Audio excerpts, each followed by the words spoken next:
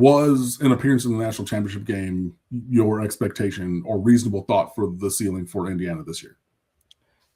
I don't put self-imposed limitations or like try and put an expectation on a Curt Cignetti football team. But to be completely honest, if you listen to from the first episode, Brad and I took over Indiana Hoosiers Live. We were extremely confident in the roster construction of this team. Could not be more confident in the coaching staff, the quarterback, the way these guys prepared, the age of the roster, which is becoming a huge thing now. These are all like all the things that people have been complaining about Indiana are all things that we saw last year, saw through the offseason, and saw the entire season. Like this isn't an Indiana football team that just kind of appeared in December and was like, oh my God, where'd these guys come from? Like they were the same team in February. They didn't really add anybody. If anything, they've gotten a little bit more banged up. They've had the emergence of some people, right? And you have the shared experiences of playing together. But like this was a championship level roster going into the season. And, we had some people in our chat, especially closer to the team, saying that it was Big Ten or bust, Big Ten championship or bust. And that was something that we weren't ready to say yet. But I mean, you look at what Indiana had returning in terms of production. They were an 11-2 playoff team last year. They lost to the two teams that played in the national championship. We were telling anybody who would listen that it's disrespectful to not view them that way. No, and that's fair. That's why I asked, because clearly it was very, very strong season last year. Taking a big step forward onto a national stage. In the first year with Cignetti, who is a coach who's known for winning. Which is why I asked, because like I thought, honestly going into the year, I thought, Indiana like probably top 10-ish, but depending on how some things break, like I'm not going to say they can't, but that's why I was just like, yeah, man, we'll just ask you and see. So tell me about any and everybody on offense not named Fernando Mendoza, because I know he's from here. Heisman Trophy winning quarterback. I don't need any chapter and verse. I don't need all the stuff. I don't know if you saw the presser from Monday, Mario Cristobal's presser, where one of your local radio guys kept asking about, well, talk about the irony of playing and because Heisman Trophy winning quarterback, incredible player. Cool. Tell me about the other guys on offense. Well, all right. So it starts with the offensive line. And that's like the thing that we keep seeing on Indiana Twitter is like spot the ball, right? Spot the ball. When you guys line up and see the physicality of this Miami, both lines, it's like, what are you going to do? That is Indiana's game. It starts with Pat Coogan, who's the leader of the offensive line. He's the center. The best left tackle in college football, you could argue, based on stats, is Carter Smith. Now, I know Miami's got two great tackles, and you look at the All-America honorees, and I'm just backing my guy here, but starts with the offensive line. The two guards, Drew Evans and Bray Lynch, and then they've kind of been swinging around at right tackle. It's been Benson or Ademola Ejani, but it starts with the line. When they can get a push going, we're one of the best rushing teams in the country. When they keep Fernando Mendoza upright or give him enough time to throw the ball, it then goes to the three outside guys like Elijah Surratt. Just got an Adidas, signed on to be an Adidas athlete, which is a huge deal for him. Brad and I were talking on Indiana Hoosiers Live that we can't see him dropping past 64 picks. The guy's literally always open. 80% of his catches go for first downs or touchdowns. He has a chance to tie and then take the Indiana program record for receiving touchdowns in a single season, and he missed 3 games. Next, you go to Omar Cooper Jr. They moved him from outside to the slot. He can play wherever. Unbelievably physical after the catch. He's also going to be an NFL guy. And then they've had Charlie Becker emerge, who's been statistically, according to Pro Football Focus, the best receiver in the country since week 11. He's made it so that you can't even play press man on these guys. They're just going to go over the top of you. And then the unsung hero of this entire offense is Riley Nowakowski, number 37. He's the tight end H-back. He's an unbelievable blocker. He was a part of the offensive line dinner when the guys went before the season. Mendoza took him out. And he's like going to be absolutely huge in this game, as well as the backs, Hemby and Black. Roman Hemby was a 3-year starter at Maryland. I believe he was a first team All Big Ten guy as a freshman or All Big Ten freshman team or something like that. Unbelievably productive, great at catching the ball out of the backfield, great at getting up the top speed. He's not going to run away from guys, but in his initial burst, initial quickness, he's elite. And then Kaylon Black is the same way, like hits the hole with aggression, and he's actually the better guy in blitz pickup. Him, Black, 8, and then Nowakowski, 37, are going to be massive in this game dealing with those two ends. Okay. I mean, obviously, you have lots of great players there. Let's go back to the offensive line, because Miami has gotten here through the last couple of years because of their line play. So I think that that's going to be a really, really key thing. Specifically looking into the run game, Indiana struggled against Iowa with 104 yards on 2.7 a carry. The first game against Oregon, 111 on 3 a carry. Michigan State a little bit, but I mean 4.7 a carry, not really. But Penn State 108 yards on 3.5 a carry. Wisconsin 83 yards on 2.25 a carry. Those are like some of the biggest, most physical fronts that Indiana has faced this year, with honestly underperforming success. Like that did not meet the level of performance with the other games, especially with two guys who have 1,000 yards and two others, and with Mendoza, if you take out sacks, who have 500 yards each. So I think that's going to be a key to the game. Why, in your mind, will Indiana be successful against a Miami front in ways that they've not been against some of these other fronts that they faced through the course of this year? Well, I think the one thing with the Iowa game, and I don't have the exact number in front of me, but Fernando Mendoza took 3 knees at the end of the game and then ran 40 yards backwards into the end zone. So if you take out the purposeful negative 50 yards, I think their yards per carry numbers actually look pretty respectable against Iowa. I went back at one time and I did the numbers, and their raw rushing numbers, when you take out obviously college, puts negative rush yards for sacks and things of that nature.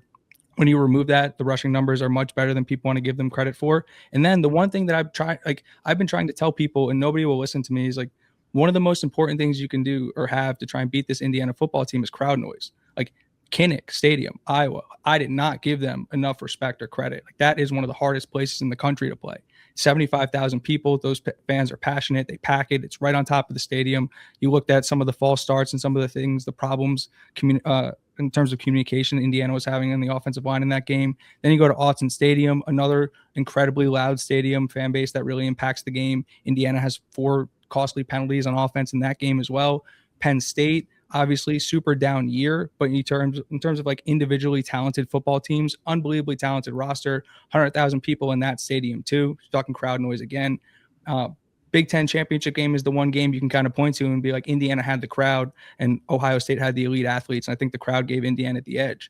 So the interesting thing that I've kind of been looking at is when you give this Indiana football team, regardless of the athletes that line up against them, whether it's the elite of the elite or it's the whatever you're playing on a week-to-week basis in the Big Ten, you can't disrupt their communication with crowd noise. They're going to have a counter for whatever you're doing really well. So it's like the guys on Miami's defensive line are elite. And like, I actually, the first thing I wanted to do was to apologize to Mesidor and Bain, because I went on a podcast, Kirkwood and Dunn, Mark, Trent, he's been on the show before, kind of speaking from the hip. And I said that Mesidor and Bain were just power rushers. Then I watched a Landon Tangwall cut up of those guys and realized how foolish I was. And so I absolutely need to apologize to those guys. Those guys are both elite at what they do. The way Heatherman uses those guys on the defensive line, super, super unique. Obviously, the Heatherman piece of it, where he was 3 years defensive coordinator at JMU for Kurt Cignetti. And then Jacoby Thomas, the way he's able to finish in the secondary. There's some serious problems that Miami presents for Indiana. But I also think that given the fact that Indiana is going to travel, I don't anticipate Miami having at least more than 50% of the crowd. And that's a bigger, and I just looked it up, that rush against Iowa was a team rush, so that didn't actually take off from the, stats for the game. It's just kind of one of those where they, it's like a kneel down, just, whatever type of thing. But okay, interesting. So, okay, sorry, that was just not necessarily what I was expecting in an answer, but hey, this is why we have these conversations. Okay, cool. So moving then. Well, I'll toss it to you. What's a question that you have for me?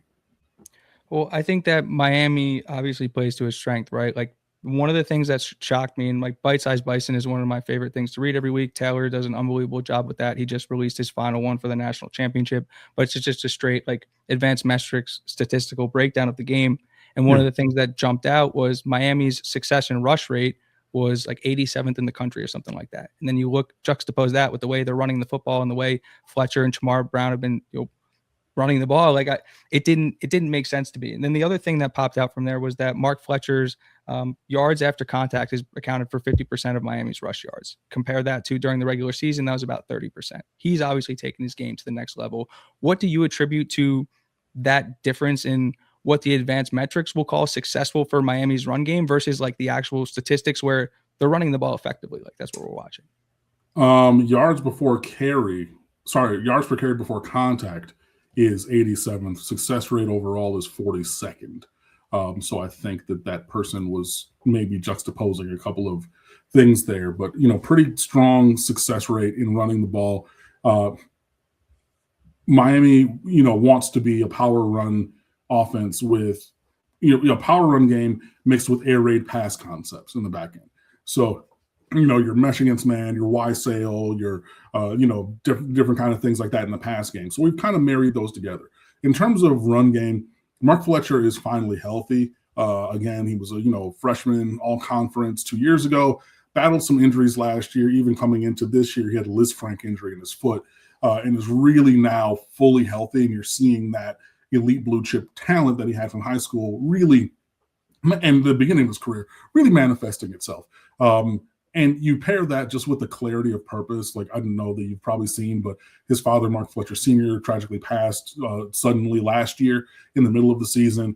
And just having the clarity of like, I do this for me. I do this for my father. He grew up a lifelong Miami fan, always wanted to come to Miami. That kind of a thing. Like those intangible synergies manifest themselves sometime. And he's really taken advantage of that. Other opposing teams have come in with either middling effort or incomplete technique when trying to get him down, whether you're looking at A&M, whether you're looking at Ohio State. Sonny Styles, famously had not missed a tackle all season long. Then here comes 4 downhill, getting 3 yards before the line, gets 3.5 yards before any contact.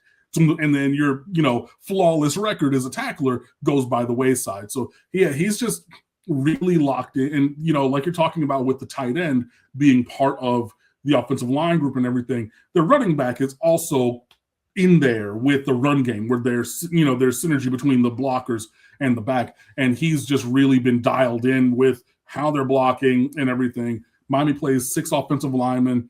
We rotate the left guard pretty much every single series. Similar thing that we did last year with Markel Bell, because we had Jalen Rivers, who's now in the league. He got injured. Bell came in for a time, and then when he came back, we had 2 different offensive lines, one with Rivers and then Matthew McCoy, the starting left guard, playing, and then one with Bell, and then kick Rivers inside to guard. This year, Bell's at left tackle. McCoy is still at left guard. Samson Okalola, former 5 stars, next to him. James Brockermeyer, a multiple-time transfer at center. Anas Cooper's been starting for 4 years at right guard. And Francis Mawanoa was the number 3 player in America, and he started every snap since he's been here. So those guys really working together. And we run duo. We run duo, and we run duo. And, they're very good at it. And his vision has been really locked in, and he's, been able to get there. Then you mix in a little bit of Marty Brown, freshman of the year at 1AA last year with North Dakota State. And then, we have true freshman Gerard Pringle kind of as the scat back. Hasn't really seen carries in the last couple of games just because, Fletcher has really been carrying that load. But, yeah, just as he's really, really rounded back into form and health, there's been, yards there in the run game, and he's just refusing to go down. So you're going to have to, get a knee, get an ankle, get a foot, hold on to it maybe and hope for, help there, because he's 6'2.5", 230. Like, this is a big dude, So, like, if you get against even a linebacker, like, yeah, you're really going to have to be firm and repeatable in your technique, because any chink in that armor, he's exploited recently.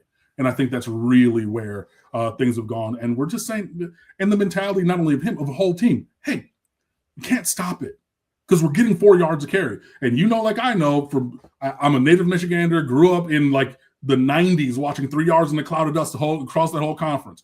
4 yards of the carry gets you a touchdown, baby. So we've been on that, like, hey, and then going for it in key 4th down instances. So that's kind of, for me, where things have gone. And Mark Fletcher is just taking his game to a new level when we needed him to have it. The other thing that stood out looking at Miami's offense is, you mentioned obviously a lot of duo, a lot of inside zone. You're getting Fletcher between the tackles. We're watching him run over safeties in the run game. Like, you better come with technique. That's the one thing where strength on strength, Indiana loves to stop the run. Indiana is the 2nd best tackling team in the country. They don't miss tackles. They swarm the ball. So Yeah. This is going to be, both teams want to do the same thing, and they're going to line up and do it over and over again, which is really exciting. But what Miami does to counter off of that is, I believe they throw the most screens in the country. I think it was like 80% or something like that. Obviously, Carson Beck has been unbelievable in the playoffs, making decisions and controlling the football, lowering his shoulder to get necessary first downs. What have you seen from Carson Beck in terms of his evolution, from the Louisville game where he didn't have his best game through now he's playing as well as anybody in the country? And you could actually argue he's probably been their X factor. Yeah, he's really, really played well. Just point of fact, I have no idea what happened that night of the Louisville game, because it was a home game and I was there, and he wasn't dialed. He wasn't locked. He threw 4 interceptions, and he threw 2 other ones that were negated by penalty. Like, he threw them the ball a lot. And I'm like, what is the third one, he threw one and it was negated by penalty. And then we ran another play and then he threw it back to him the next play, like on a similar concept the next play. And I'm like, am I in the Twilight Zone? Like, it was real. I have no idea what went on there, but he's really settled into the offense. It's a progression-based pass game. So we don't call him plays, okay, we're calling it, but like, throw it to him. Like, you can see, even on the final touchdown play against Ole Miss, you see him go through his progressions. If you look at that replay, you see his helmet, the line on the back of his helmet go because he's looking, and everything. And he's really understanding what we want to do and how we want to do it and why we want to do it in all these instances. And we're just playing into what he does well. He's super accurate, has full confidence in his reconstructed right arm now, because he had, elbow reconstruction after that injury last year. And he's made some big, long throws. Like, even from the right hash to the left sideline, that's a 40-yard lateral throw, even if it's only a 10-yard gain. So you add that, kind of do the geometry of the, hypotenuse and everything. That's still like a 50-something yard throw if you're going from hash to opposite sideline. And he trusts that now. So he's just playing free. And it seems crazy to say, but he has the love of football again. And he's just going out there and he's cutting it loose, man. He trusts what they're seeing during the week. They trust the scheme. And he's really just operating at a high level. In terms of the screen game, Miami does employ outside run concepts. It's increased in percentage over the course of the year because, earlier in the year, there were a bunch of times where, I wrote about it and people asked Shannon Dawson, the offensive coordinator at pressers, you're running A-gap inside runs all the time. There has to be something else. And he's like, well, yeah, but, this is an extension of the run game and blah, blah. So you're going to see a lot of those free access kind of things. If you get a certain look like the Malachi Toney touchdown with, 2 over 2, but the first one, the first corner had his heels at 4 and the safety had his heels at 12. That's a free access throw. If you put, stack receivers, you got a lead blocker, you're going to get, and then you let the offensive line run. There's been a lot more misdirection with these screens recently, where we take the play side guard, pull him like it's power, right?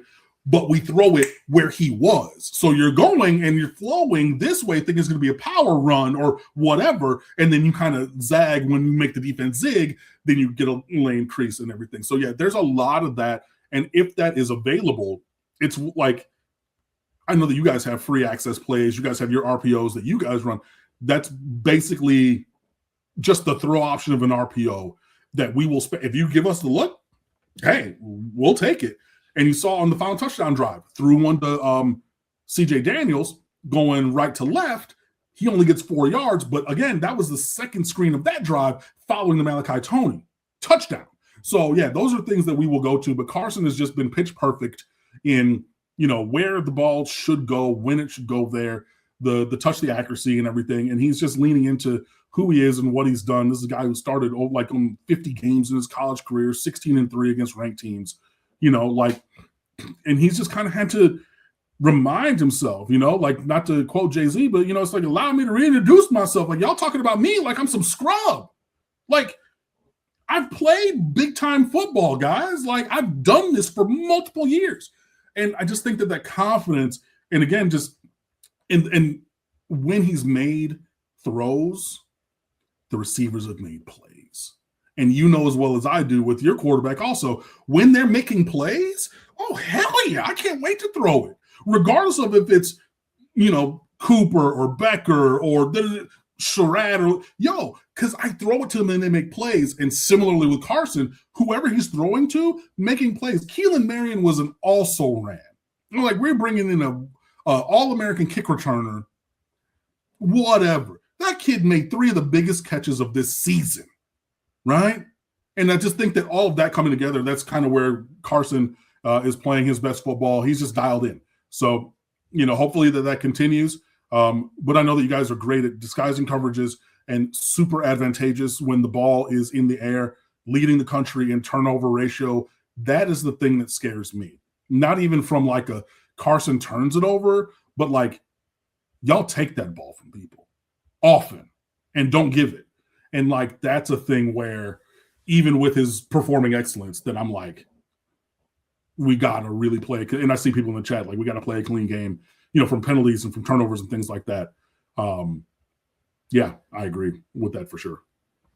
And then the other thing that stuck out to me, obviously, there was a targeting call in the Ole Miss game. Starting corner Xavier Lucas is not going to be playing in the first half. What is Miami doing to, I guess, prepare for that? Yeah, it's just next man up. OJ Frederick missed the second half and from the second quarter in that game, the other starting corner freshman All-American last year. He was battling a little bit of a foot thing. He was tweaked. He'll be back full go. Has already been in practice and everything. So you have the other starting cornerback. So we were down both starting corners. Then you have Ethan O'Connor, who's a Washington State transfer, who's played major snaps on that side of the ball, the same side as Xavier Lucas. So he's likely going to step in, and he's a third-year guy. So you're taking O'Connor from rotational dude to starter. You have OJ Frederick on the other side, and then you have Keontae Scott playing inside exclusively, but that's another guy who can cover. In the secondary. Hopefully, Damari Brown, who's another third-year player, he's been battling a foot issue. Hopefully, he's able to make it back for the championship game. And he's a guy who played as many snaps, if not more, than O'Connor through the regular season, rotating with Frederick on the one side. So we really looked at ourselves as having 4 starting caliber corners. The fact was we were missing 3 of them when Lucas got ejected. Damari Brown was out injured, and then OJ Frederick was out injured. So that's really where they came. Okay, we got 4. We only got 1 left, kind of a thing. So beyond that, Ethan O'Connor, OJ Frederick, and then I would look at maybe Damari Brown if he's able to make it back. If not, number 16, Jabari Antoine, a true freshman from Louisiana who stepped in that second half of the Ole Miss game. He's the guy who's going to have to play. I don't think that there are players from the safety room who have the physical profile to swing out there to corner. I would not necessarily want that. But maybe instead of giving Jabari Antoine the snaps, then maybe you give more snaps to freshman All-American Bryce Fitzgerald, a safety, and then you're like, cool, let's go with a 3 safety, 3 corner kind of a look instead of, 3 or 4 corner, whatever, just kind of reallocating those snaps elsewhere. So yeah, Ethan O'Connor, OJ Frederick returning back, probably some Jabari Antoine, and yes, CFC Kane fan, probably some Bryce Fitzgerald playing inside and playing a little bit more of a coverage role. Actually, now that I've said it, yeah, he's probably the one who I would see could step in a cornerback-ish role, even though he's more of a safety type player. In addition, while Lucas is out and then awaiting his return for the second half. Folks, we appreciate you being here at the Voice of College Football. Wednesday night means Miami football talk here at 7 p.m. Eastern time. And, of course, it's a national championship game matchup against Indiana. Alec and Bradley have the Indiana show. They've already wrapped it up for this week to preview the national championship game, but you can check it out on the Indiana channel. I will leave the link in the chat so you can catch Alec and Bradley talking Indiana football every Tuesday night at 8 Eastern on the Indiana channel. So sorry about that. I had to step away and everything. Defensively for Indiana, I have not made this comparison, but everybody in the world has looked at the size disparity between our offensive line and your defensive front, because we have one of the biggest offensive lines in America. And like I said, we're both trying to run the ball and yada, yada, yada. what do you, or how has Indiana's defense been so successful? Because you guys are really great against stopping the run. So talk to me about what you do, how you do it, and how that will, present itself against Miami, because it's going to be one of the keys to the game, just like you guys' run game on the other side, of course. Well, I think the unique thing about this matchup is how athletic Miami's offensive line is for its size, because when you look at a big, tall offensive line, the counter to that is how quickly can they move laterally. And if you look at the way Indiana's defensive line is set up, they're all a little bit smaller, a little bit quicker, like great technically. They're low to the ground. Like they don't stay in the same spot. As soon as the ball is snapped, everybody's stunting, they're twisting, the tackles will twist, the ends will twist, and they're unbelievably technical. They know exactly what they're supposed to do, what their responsibilities are in the defense, and then they're violent. Like they really are just violent, and they really enjoy just playing physical football. Like you can go back and watch the Oregon game, and I'm sure they put some of this stuff on tape for Miami. But Brooks Austin had an awesome breakdown of the game, and it was the only place I've been able to see this. But they'll do stunts where they just take the defensive tackle or the linebacker, and they'll just run him into the offensive tackle when he's already in his pass set, trying to run the defensive end off the quarterback. Like they run and hit you, and they want to play a physical football game. They want to make it dirty, and like they hope you run the ball into the teeth of their defense, because they're going to tackle. One guy's going to hit you first, and then they're all going to swarm to the football. Like one thing you rarely ever see is an Indiana player one-on-one in space trying to make a tackle, because there's usually 3, 4, 5 guys swarming around the football, whether that's play recognition, whether that's getting back into the play because of effort. Those guys are really, really good in the front seven. They're number 1 in the country, I believe, in front seven havoc rate. And like I said, they don't just sit still. They're really hard to stay in front of, and they're hard to keep on blocks unless you're going to hold them. Yeah, no, that's very true. Like, yeah, guys are a very, very good team, and just, and I think that obviously as we've gone into this matchup, people are kind of realizing like, yeah, there's a difference between, the logos all time.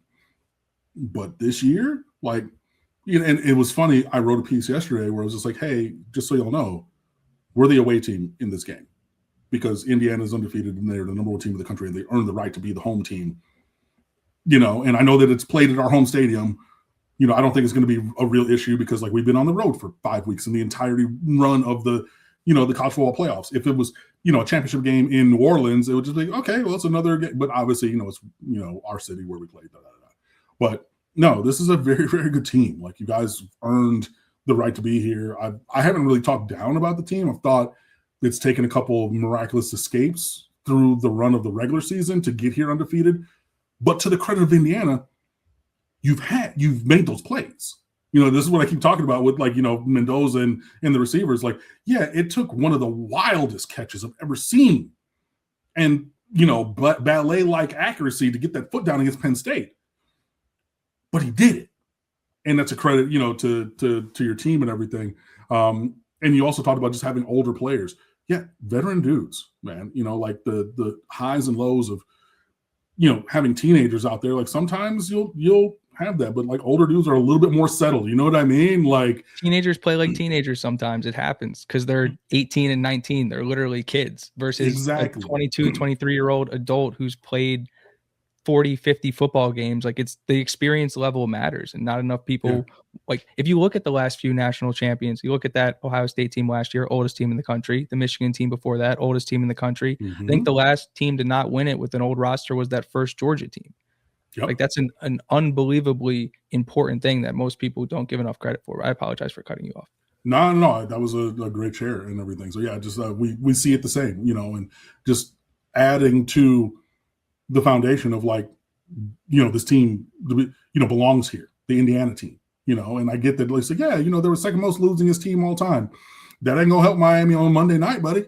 You know what I mean? They got to go make plays against this team, and this is a really, really, really good team.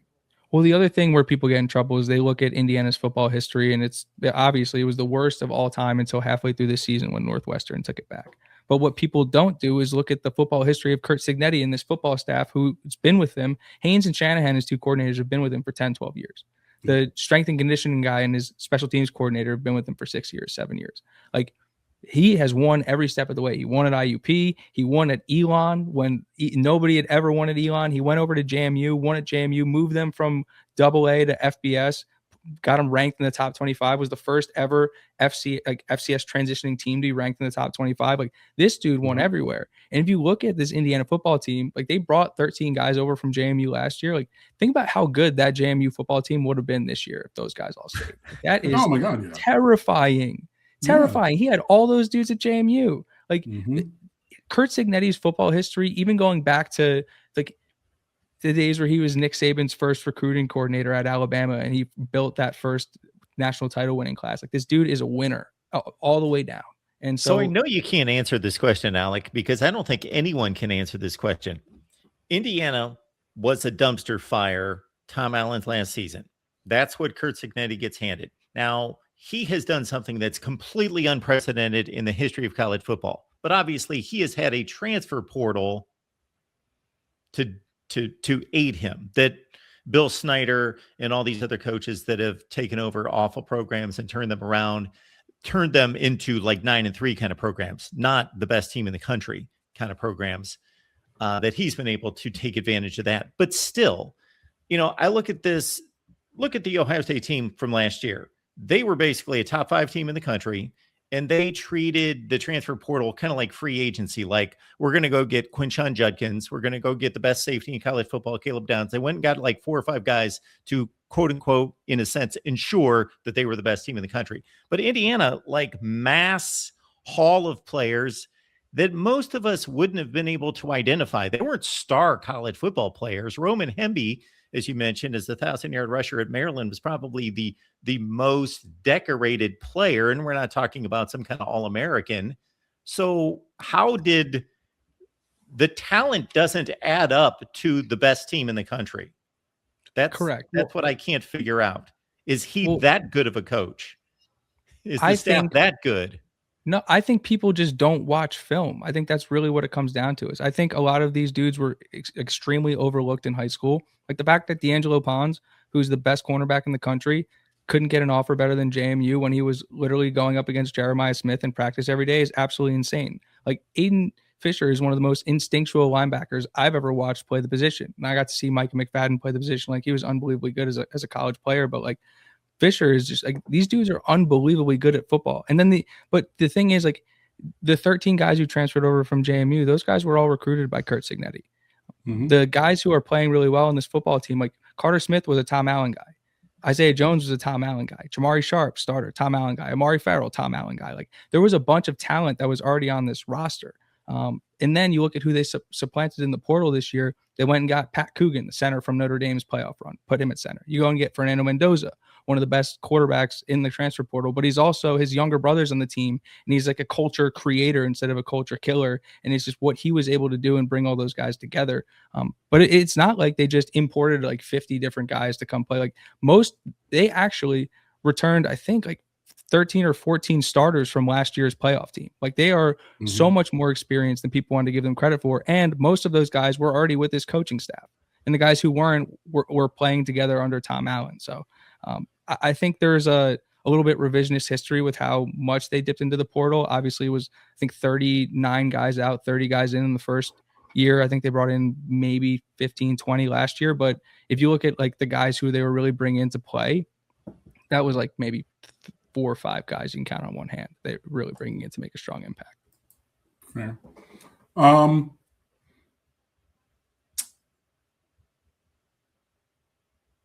That's not necessarily true. Their entire defensive line has been like built out of the transfer, at least the interior depth. But that's fine. A lot of the guys, a lot of the core leadership on that team have been around for a long time. Got you. How does Indiana lose this game? Like, what needs to happen for Indiana to lose? They play an outlier. Like, if the worst possible thing for Indiana going into Monday would be to play an outlier football game. Like, if they play a football game similar to the way they've played all season, where we are able to run the football, establish Mendoza's ability to break down defenses, hold the ball, make opposing defenses tired, get off the field on third down. I mean, I think it's business as usual for this Indiana football team. Where they get in trouble is if they start feeding turnovers to this Miami team. You start allowing them to build confidence. The physicality of Miami playing at home takes over, and all of a sudden you're not playing the 10th seed Miami team who lost to Louisville. You're playing a much different team that's probably a lot closer to the number 1 team in the country after week 4 that we saw. So I think if you start turning the ball over early and you're not able to tackle Mark Fletcher, I think that's a recipe for disaster. So it sounds to me, all things being equal, you expect Indiana to win, yes? I mean, I can't deny that I hold a lot of bias, right? Like I went to Indiana. I'm a huge Hoosier fan. Like I had multiple Indiana football podcasts, but trying to be as objective as possible, like there's a reason why that SPS Plus has Indiana as like an 80% favorite. Like I didn't see what ESPN's metrics had it at, but I don't think it's an accident that the line is 8.5. Like I do think that Indiana is the strong favorite here. Okay. That's fine. And like, I'm not saying that like you shouldn't, but like, yeah, you just sound like all things being equal or normal or whatever, your expectation is that Indiana wins. If both teams play the same way they played all season, I really like Indiana to win and cover. Okay. If we awarded a national championship based on resume, Indiana is the best team in the country and they've already earned it, but that's not what we do. And Miami's playing exceptional football right now. They're obviously hot down the stretch. Indiana's been more consistent throughout the entire season, but Miami is clearly not the team that lost to Louisville and SMU. So I don't know who's going to win this game.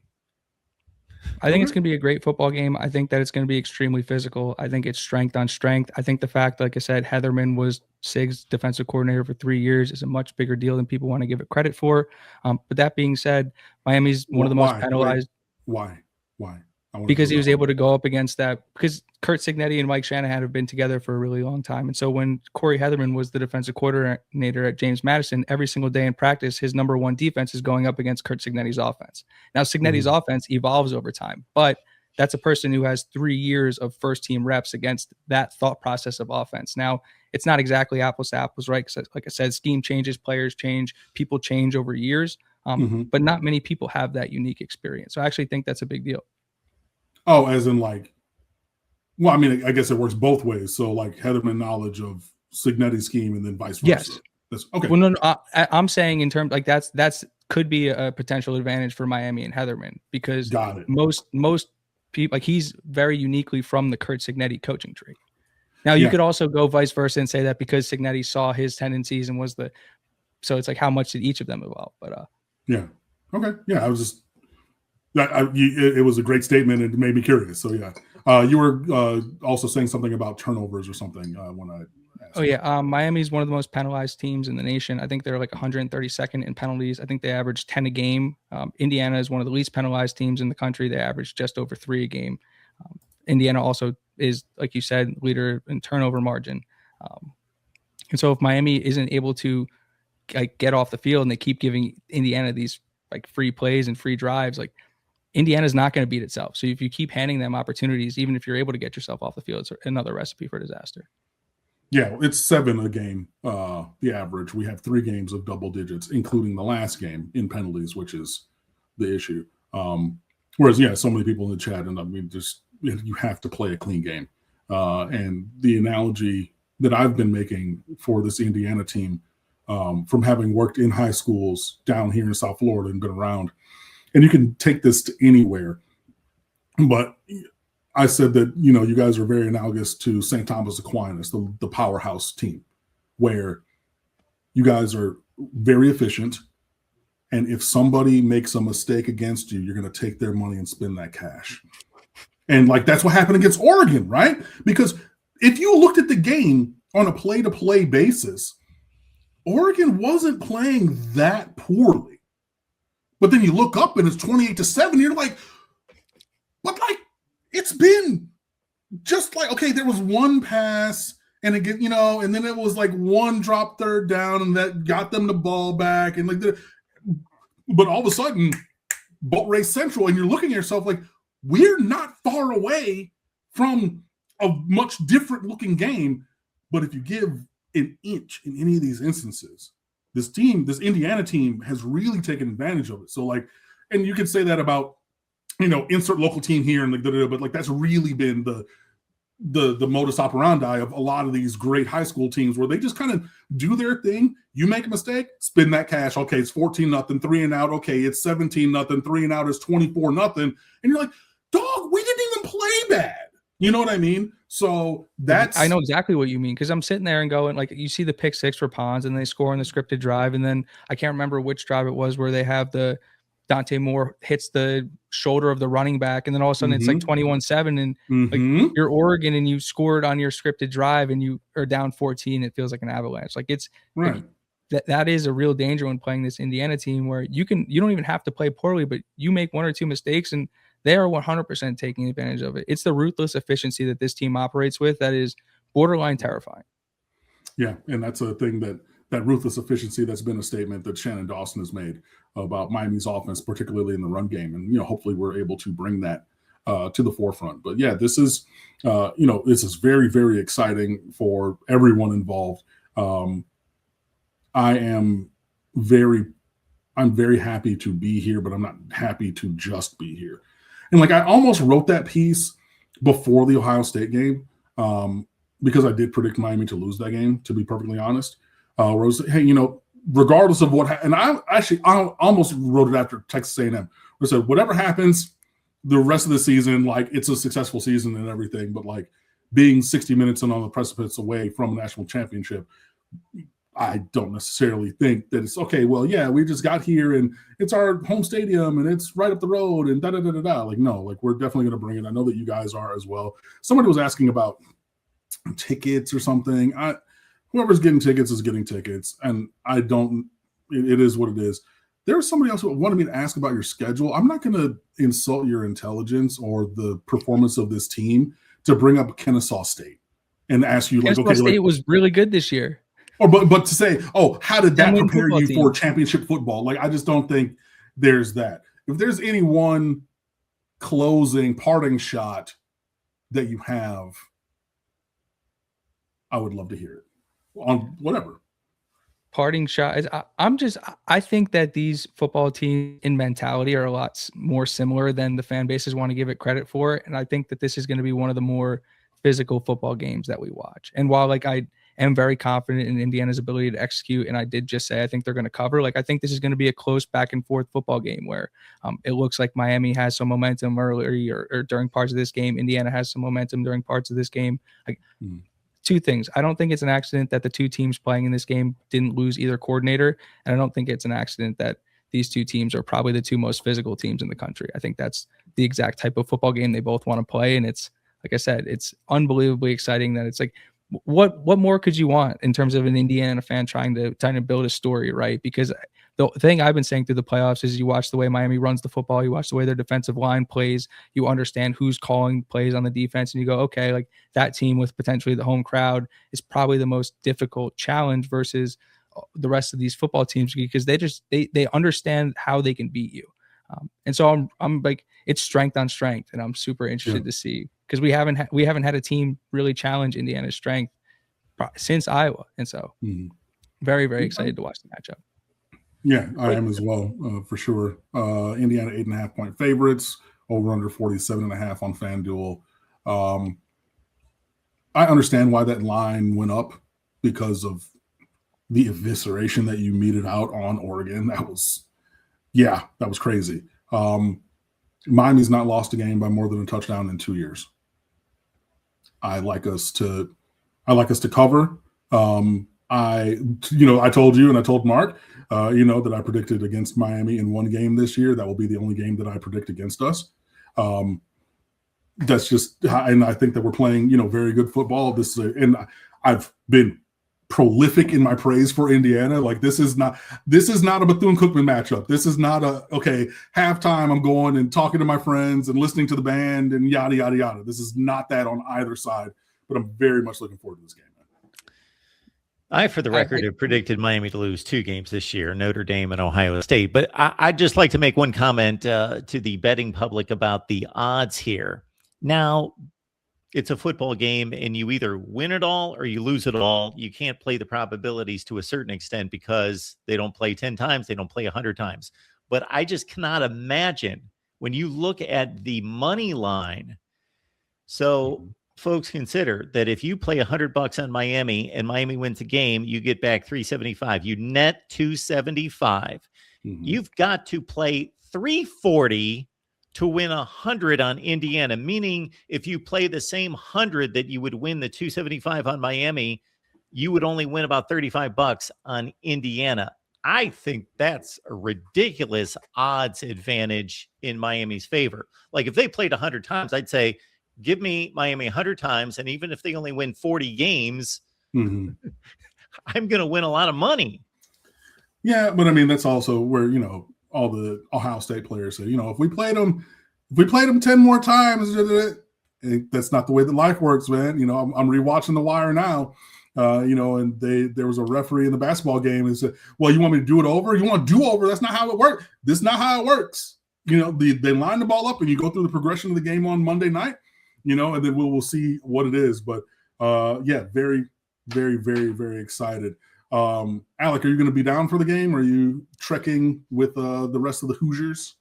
I wish. No, I will be watching it from my couch, unfortunately, but I know there's going to be a bunch of Hoosiers in the building, and very excited to see obviously what the crowd looks like. So I know there's some really good Hoosiers going. So okay, very, very excited. And I know you said you have the media credentials, so that's awesome. I know, like I have friends who went to Miami. Like obviously I have a bunch of friends who went to Indiana, and like just like getting texts from different people and like hearing the different stories of the way people are finding their way to the games and things like that. And it's a really cool moment for both fan bases. And it's like I obviously am immersed on the Indiana side, but if you look at where Miami football has been for the last 20 years, and Brad did an unbelievable job at like detailing that history, like this is an unbelievable moment for the U fan base as well. And that's something obviously that's been overlooked by the story of Curt Cignetti. But I'm a fan of storylines, and I'm really excited for this game. Yeah. I mean, I was a freshman in 2000. So we lost the second game of my freshman year and then not again until week 7, my senior year. You know, like I had friends on those teams. Well, I mean, just saying, but like everything you saw from the 30 for 30, like I was there. You know, like I remember I lived in a dorm that's been since torn down, but it was there were 2 dorms of 2 towers each that were 12 floors. And I lived on the 12th floor in 2001 during the Boston College off Mike Rump's knee into Matt Walters, who was in one of my friend's physics classes. And then he hands it to Ed Reed. And we were all watching the game in our individual rooms, and everybody comes out and you could feel the building swaying as he's running it back, bro. Like it's been a journey, man. Like we've seen all these losses and all these shenanigans and everybody just tap dancing on the grave of Miami football and getting some get back because we were the bad boys of college football. You know, you look at the 91 Cotton Bowl, 497 yards of penalties and still beat Texas 46-3. Like they loved and delighted in that for all this time. And then to be able to see that. And yeah, and I mean, I've been a credentialed media member since 2014, and I've been to every home game but 4 since then. And I went to games with friends and with season tickets before that, you know, so like, yeah, to be able to have that, it's really cool. Yeah, I mean, everyone involved should be excited. Everyone who loves college football and is watching or listening to this should be excited. I think that this is going to be like the game of the season for the championship, and I'm over the moon, man. I'm really, really, really excited. Well, there is no doubt in this new format that if you reach the national championship game, you have definitely earned it. No question that both of these teams have earned it in spades. Alec, we appreciate you being here. And everyone, again, the Indiana Voice of College Football show is Tuesday nights at 8 p.m. Eastern time. Alec, good to see you. And I'm not going to say good luck on behalf of everyone watching. Mark, Cam, I appreciate you guys welcoming me in, and I appreciate it.